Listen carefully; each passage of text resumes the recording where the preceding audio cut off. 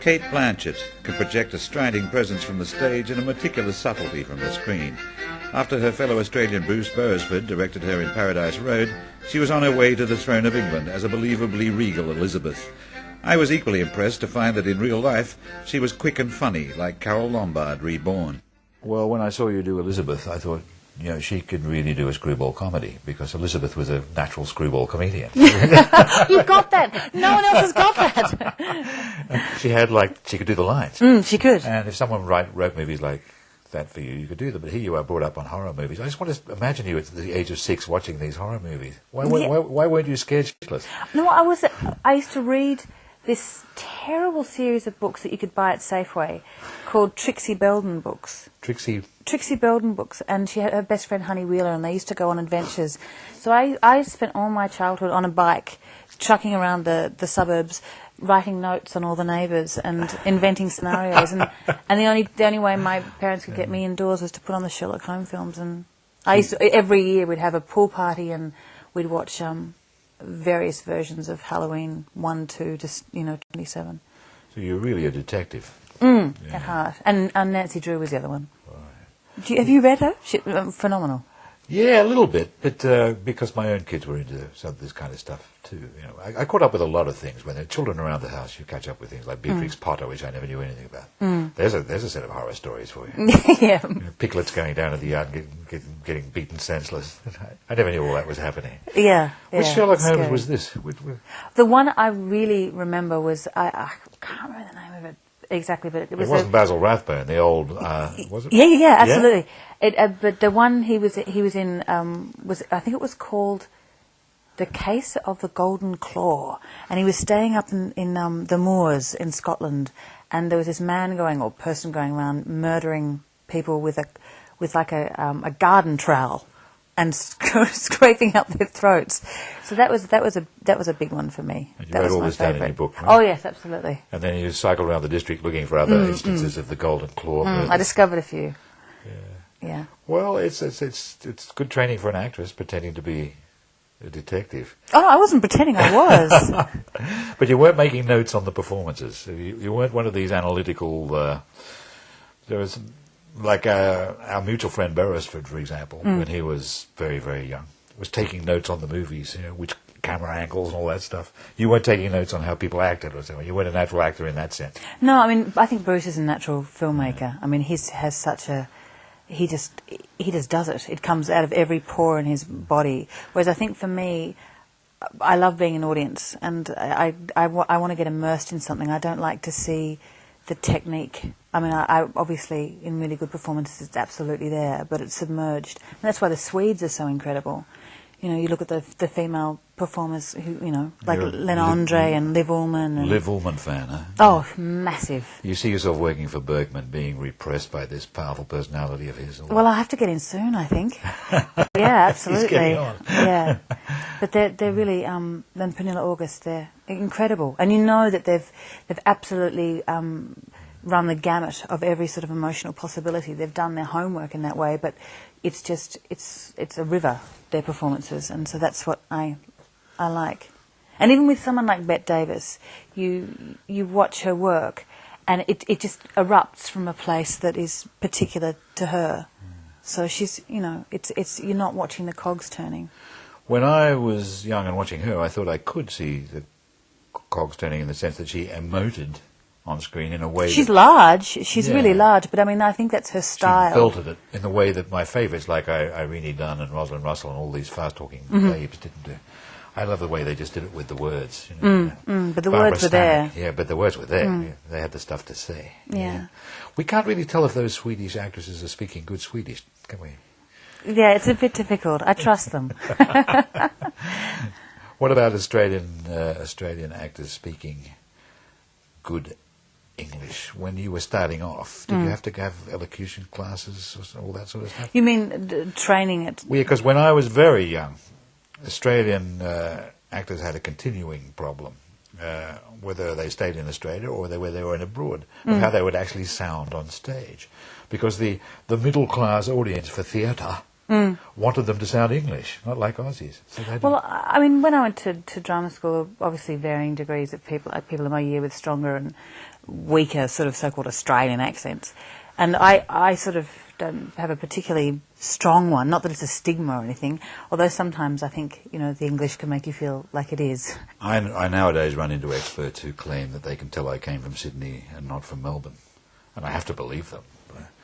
But I think it's a long, long while since I sounded particularly Australian. I might be wrong about that. Is that an attitudinal thing, though, or a sound thing? They say it's a sound thing. There's a sort of sound shift, especially on words like no.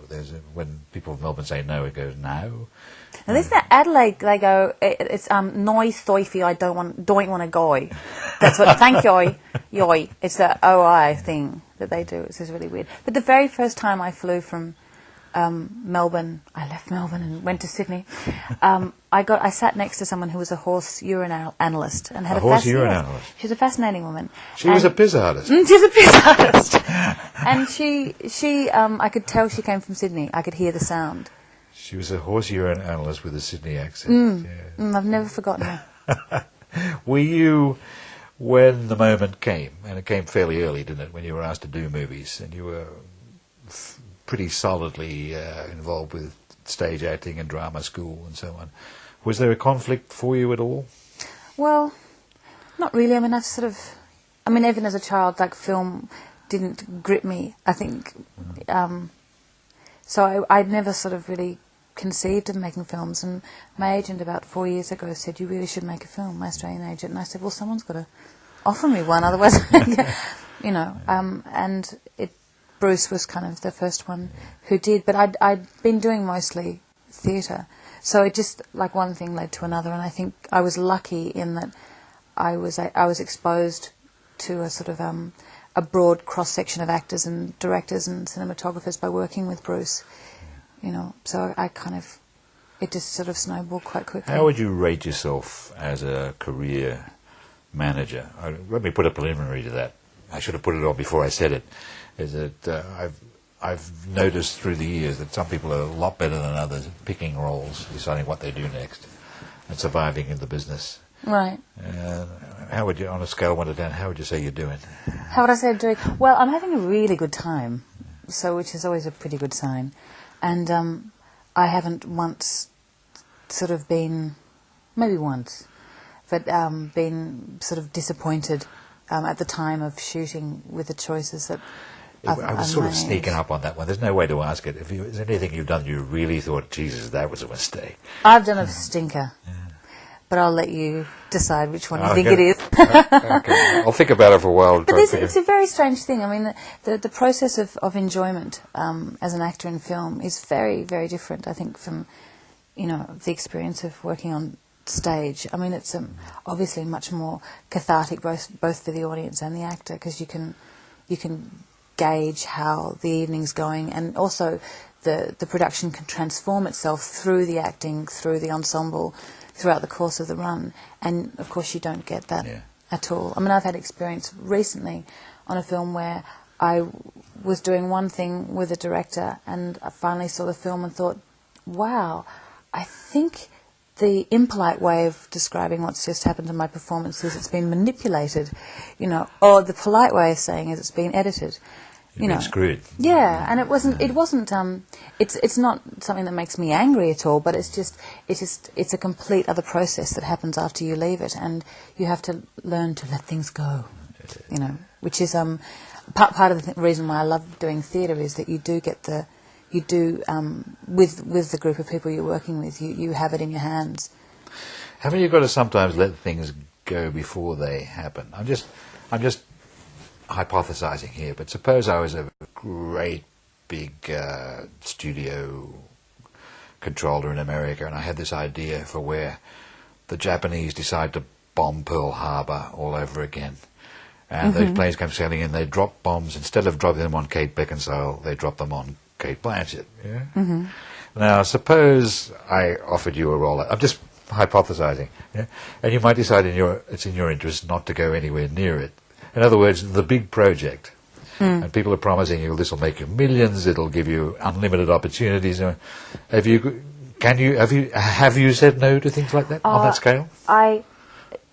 it's a very strange sort of question to answer, because you sort of feel enormously arrogant, saying, "Well, yes, I have, Clive," several times. But it's the things that you say no to that kind of, at the time, make you feel like shit and you panic. But it also kind of is empowering, because you think, well, I don't actually have to take that. Yeah. And it depends what you want. I mean, but part of the reason why I love Jane Fonda is she's metamorphosed. She's always moving forward. I think the world of her too. She thoroughly believed in every phase that she's absolutely been through. Yeah. And I think that's the thing. And I think if you can have a really strong, I mean, if you have a really big mortgage and 7 children, and you think, I need to do this big film in order to, then you've got a reason to do it. But if you haven't really got a reason to do it, then you can't. It's pretty difficult to get up in the morning. Well, I always thought the most dangerous thing in show business was having to do something because you needed the money, which is the big reason why to keep the money in the bank. The whole Hollywood system used to work on that. They made you rich for a reason. You couldn't afford to. You lived at that standard. You couldn't afford to take the next movie down. Yeah. Now you can make choices. It's a better world. But some of the choices you make, you're actually walking away sometimes from a fortune. Yeah. But there hasn't, nerve. I mean, and that's the thing with a film or with anything really. As an actor, you make the choice, and even if it's the right choice that you feel at the time, and it's a fantastic experience making, it doesn't necessarily mean that the project's going to work. So it's always a risk either way. And sometimes those things that you say, I couldn't possibly go near that, they're extraordinary films. And and you think, well, where was my good taste then? So what about your own projects? Have you got any thought of building up a portfolio of things you'd like to do and getting them done? Yeah. I mean, I'm sort of. I'm wary of. I mean, I love good adaptations of stories and things like that. But I think that more and more novels are being written to be filmed, and so it's a matter of trying to find source material that's not being designed as source material, which is difficult. And also, I've never, well, not thus far, haven't chosen things as vehicles for myself. And so the whole concept of having a production company to find vehicles for myself is quite abhorrent to me. It's more about the project, and also I'm not superstitious, but I'm very kind of fatalistic about work. I just let things take their own course, and I don't sort of like to have my handprints all over things. But obviously there are characters and stories that I find interesting, which I'd love to, to be realised. In France, they'd have you on stage once a year doing a Racine classic or something. And you'd fit that in with your film career, and I think in many ways it's a bit easier to manage all that on the continent. And it's a bit harder on the international scale that you're working on. But if I was running a theatre company like the National Theatre, I'd do anything to get you playing a big classical role. But the big classical roles aren't really there in the English theatre the way they are in the French theatre. They're not the huge ones. Well, I mean, it doesn't mean you can't do those plays, but it's also the director and the ensemble. I mean, the great thing about the National is they do have that sort of loose ensemble of actors who, you make an 18-month commitment. And, I mean, I feel this as an audience member, and I feel it as an actor, that I can go to a film and be disappointed and then go and have my dinner. But if I go to a play and it disappoints me, I carry it around for months and months and months and months. And it's the same. I mean, I've still got sort of moments which I feel I let myself down, and I let the audience down from like 5 years ago at Belvoir Street. So it's kind of, it takes a long time to let it go. It's a big sort of, it's a longer term commitment you make psychologically, I think, to a play. Just after the war, long before you were born, Laurence Olivier and Vivien Leigh arrived in Australia for their big post-war tour. Very big moment. Mm-hmm. And they arrived by aeroplane, which in itself was a very big deal, DC-4 or something. And Olivier was first out of the plane and found himself confronted by an Australian reporter who was halfway up the steps. And the reporter said, "What do you think of Australia?" And Olivier said, "Well, if you just step aside, I'll take a look at it." Yeah. Now, that happened to every English actor, and every Australian actor, of course, when he's interviewed by an Australian reporter, whether abroad or at home, say, "When are you coming home?" Do you get that? Yeah, I get it a lot, and it's not something I mind at all, because it's. I mean, I don't sort of think of myself as connected to a country in a flag waving sense, whatever that flag may be. Interesting question. But I like the one we've got, but I think you might have your own new one. Anyway, leave anyway, that aside. We'll leave aside that next question. You've got a bit of a colour theme happening here that's sort of similar to the flag that I've seen a few people wave. Yeah. So, so what did you ask me? I forgot what I asked. Oh, yeah. When am I coming home? Yeah, the Australian reporters always ask you, even if you've only been away for 10 minutes, when are you coming home? When are you coming home? I mean, I think that the boundaries between countries in terms of filmmaking are much less distinct than they were sort of even 10, 15 years ago. So, I mean, Charlotte Gray, which I just finished shooting about a month ago, was, directed by Jill Armstrong. Dion Beebe shot it, and the AD crew were mostly Australians, being edited by Nick Bowman, who did Oscar Lucinda with Jill in Australia. And a lot of it's being, done between the two places, shot in England, but yet there's American money in it. And so I think that those people who work undercover in the film industry perhaps don't have to answer that question when you're coming home, because they're a lot less public. And I think it's a thing that you have to be seen as an actor to publicly acknowledge where your roots are. And I think it's the same for British actresses as well. And I think it's because it's that sense that everyone accepts it, but they kind of rile against it about the fact that we're being culturally monopolised, I guess, by American sensibilities. But it's not true. My own theory is actually quite the opposite. Is Australia is taking over the world, not America. There's so few. Well, it's true. Yeah. But yet, I mean, Australia's the new imperialist nation, a cultural imperialism, which is all the more powerful for working without armies. Australia does very well for a country with a tiny population. There's only 20 million of us. And I think part of that is the fact that people are mobile. And I think it's the distance that encourages people to shift. When Andrew and I've talked about this a lot, about where would live and where would you bring up children, and the whole thing about living in New York is that if you grow up at the centre of the universe, then where's the need to move? And I think that there's a healthy thing, which I found anyway in my childhood, that there's a curiosity that's stimulated by the distance, that if you can use that to, not in a way that's embittered or discontented, but if you can use it in a positive way to help you artistically, it's fantastic, because it just gives you that sort of skewy edge. The distance is, being on the outside, I think, is really good as an artiste. Yeah, speaking of Andrew and children and all those things you just got mentioned, could I just discreetly bring up the bubble? The bubble? The bubble, you may. Yeah. The bubble is very small. This is the bubble down. I think I've made the whole thing up. Yeah. How does it, shall we say, affect things? Well, I've got the breasts back that I had at drama school. They sort of disappeared They went missing at drama school. They went missing in action. Did somebody else get them, or they just? I don't know, but I lost them, and I'm blushing. They came back, but they've gone down. I'd like again. to make a career out of making you blush. Anyway, they're back. They're back. The return of the breast. But apparently they'll be gone in 6 months. Yeah. So you think you're going to be that kind of pregnant woman? Actually, just this bit swells up, and then when the baby's gone in. I don't know. I've been going to these yoga classes for expectant mothers. We're fairly sure the yogis know something about this, aren't we? And so I've been doing all the breathing and today the teacher brought in a plastic pelvis with a doll, and was shoving the doll through the plastic pelvis. And I sort of had to lie down. But it's I've been seeing women of all different shapes and sizes. Oh, yeah. You haven't got the plastic pelvis and the doll of your own. What does she demonstrate with this? I have to know this. She showed us the tilt of the pelvis and the different positions that the baby can be in. Well, how does this help you? Well, it just tells me what's going on internally. Oh, right. What to expect. You don't have to copy it. It's all about what to expect. Oh, right. But it's interesting, because a lot of my friends are actually coincidentally pregnant, and we've been talking a lot about active birth and birth without pain assistance.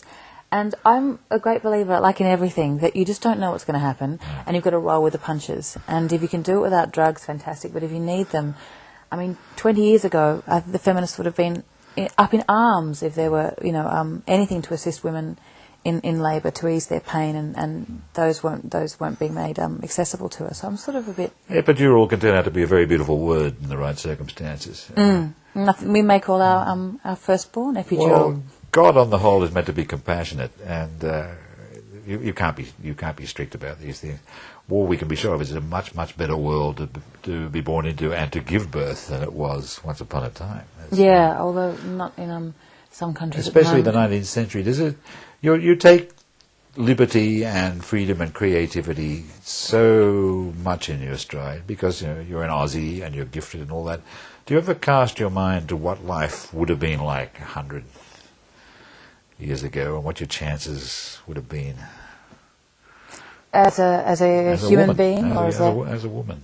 Yeah, I'm very stubborn, and you would have made it stick anyway. I probably would have tried to, but I mean, it's very easy to sit here and say that.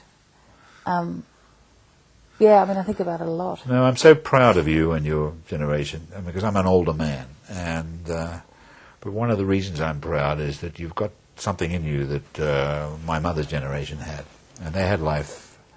The ability to make scones. Very tough. they could make scones, and they were funny, and life was very, very hard, but they were funny and witty, and they made men glad, and so does your bunch.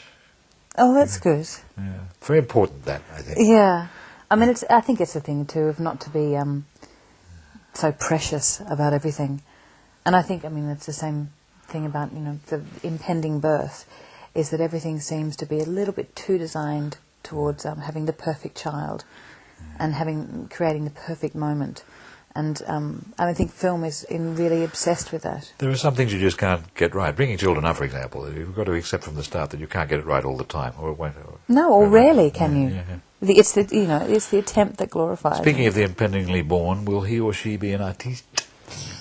We haven't decided. I have no idea. Did you get the chance to decide? Did your parents get the chance to decide? What I was going to do? You were going to be an artiste? They thought you were going to be a detective, from what you told me. Yeah. No, cycling off into the night with your notebook. Everyone sort of...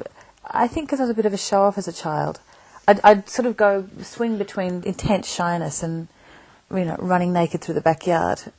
Look at me. But... I'm still doing both those things yes, at the age of 61, that's true. But they always thought I would, and because I'd sort of defying the labelling thing. If someone tells me that I'm going to do something, I'll probably perversely do the opposite thing. But I didn't chase after it at university. I thought I was going to be, I don't know what I was going to be, an architect at one point, I think. I would have loved to have been, I would have loved to have painted the solitude of that and to actually spend my time looking and transferring and relating in those dimensions would have been, but...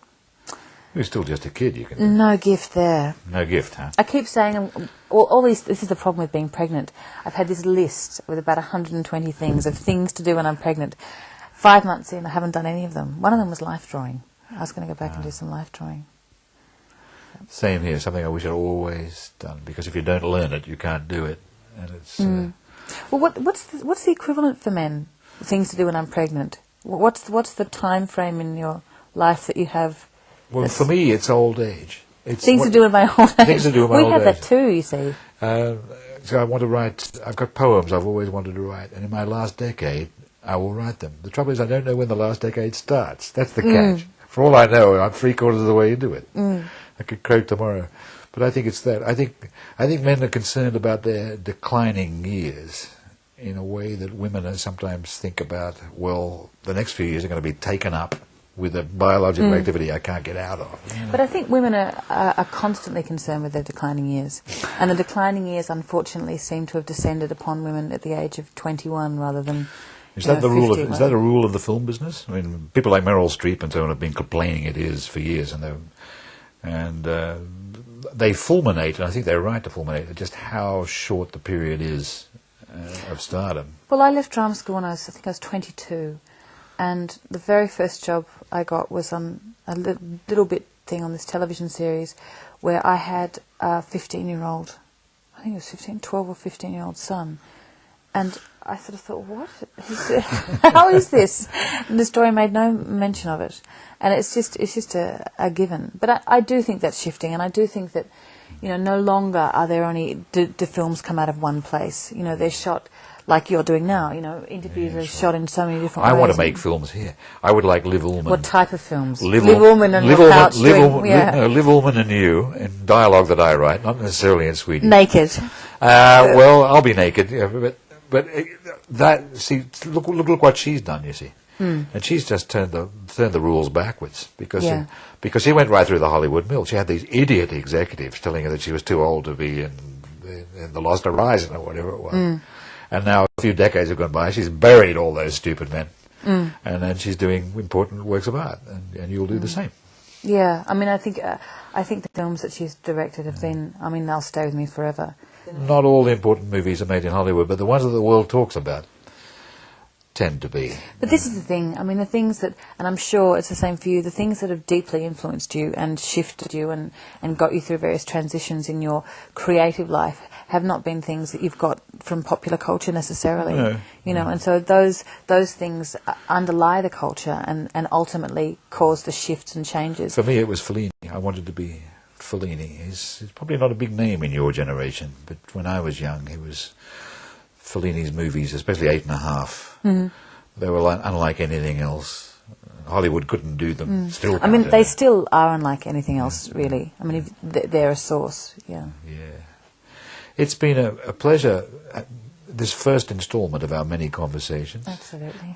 We've covered the world of detection, surveillance, plastic pelvises, and there's more to come. And until soon, Kate. Yes. Until soon. Yes.